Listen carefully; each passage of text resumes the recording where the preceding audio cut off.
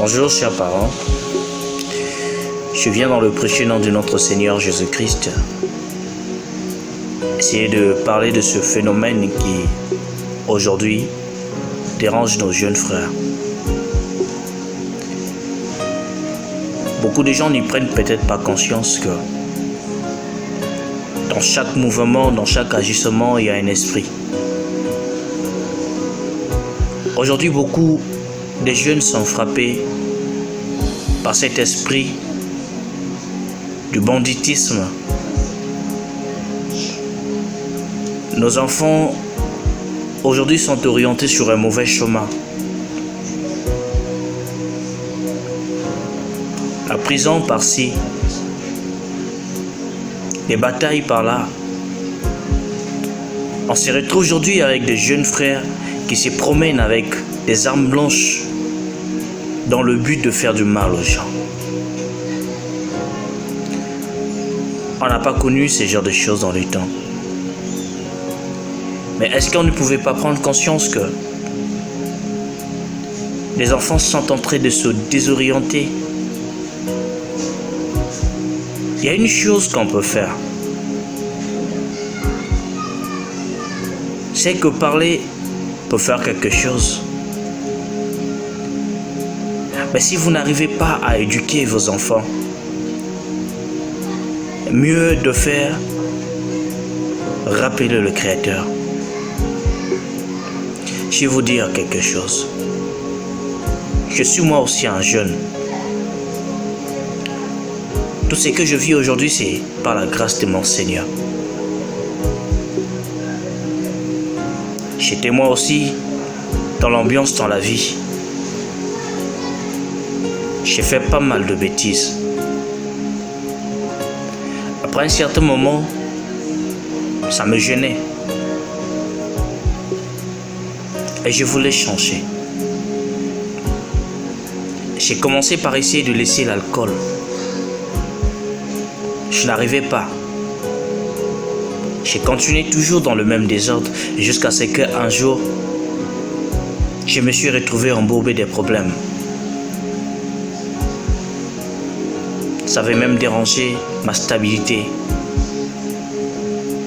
Je n'étais plus stable.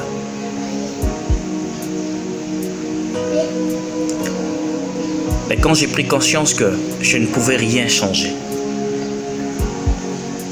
seul le Créateur de toutes choses pouvait faire quelque chose par là, je lui ai fait appel. J'ai appelé le Seigneur Jésus. Il a intervenu dans ma vie. Il m'a fait grâce. Il m'a racheté. Il m'a donné la vie que j'ai aujourd'hui. Il peut faire la même chose pour vos enfants.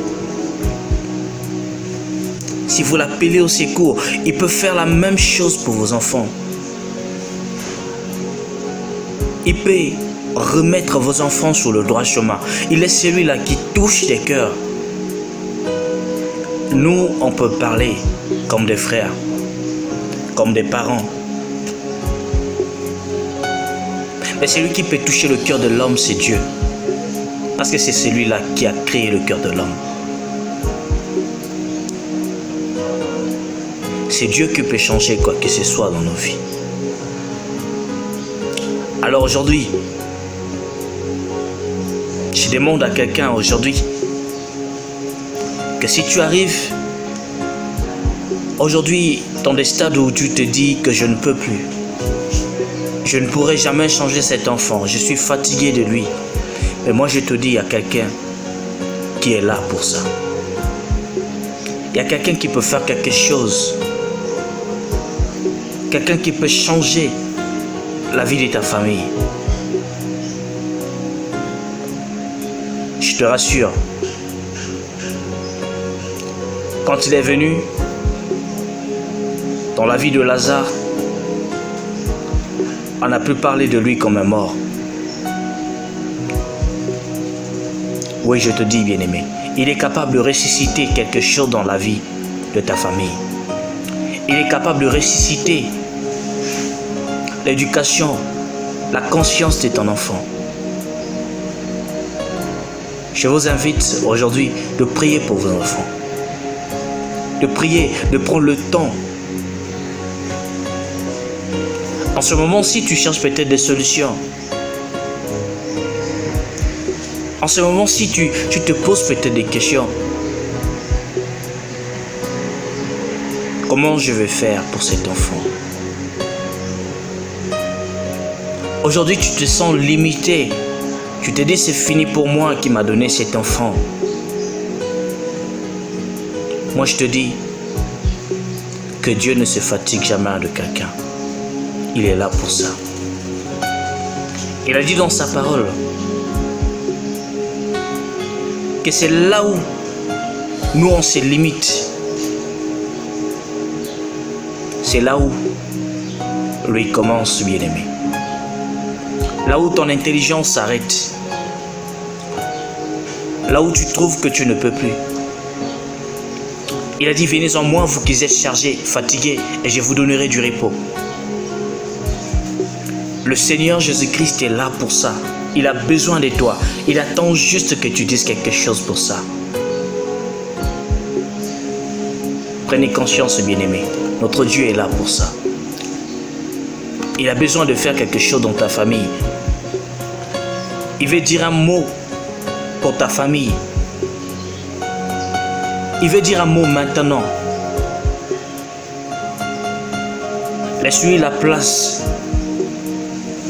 Vous savez, à un certain moment, si on n'arrive pas à vivre la grandeur de Dieu dans nos vies, à un moment, si on n'arrive pas à expérimenter la gloire et la puissance de Dieu, c'est parce qu'on veut prendre toute la place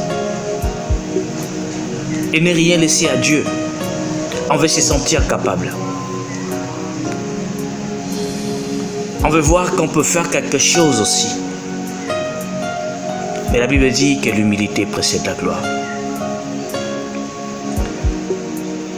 Humilie-toi devant la face de Dieu. Laisse-toi être dirigé par ses précieux mains. Et s'il rentre dans ta vie, tu verras que toute chose va changer. Il attend qu'aujourd'hui tu lui dises, oui Seigneur, je veux. Il attend juste que tu lui dises, oui papa, je veux que tu viennes, que tu changes quelque chose dans ma vie.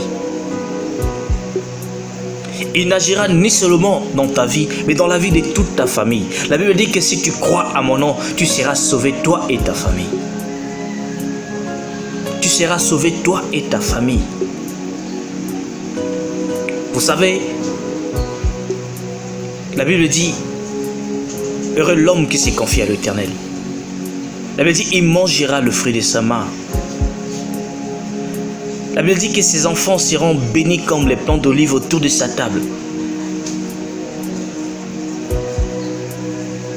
Invite le Seigneur Jésus-Christ dans ta vie. Invite le Seigneur Jésus-Christ dans la vie de tes enfants.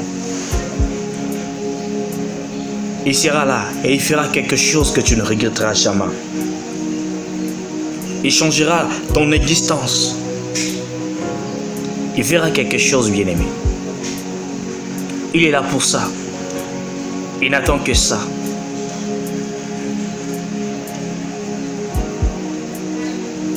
Si tu n'arrives plus, laisse-lui le contrôle de toutes choses dans ta vie. Il est capable de faire quelque chose. Daniel était jeune. Il était jeune. Mais dans Babylone, il a prouvé tellement que l'amour de Dieu était grand dans son cœur. Et il l'a manifesté. Mais derrière tout, il a expérimenté la grande puissance de Dieu. Pour ceux qui connaissent l'histoire de Daniel, on a vu la vie de Joseph. Il était jeune quand il était vendu en Égypte. Regardons un peu tout ce qu'il a expérimenté. Combien Dieu l'a rempli de sa puissance, des dons merveilleux.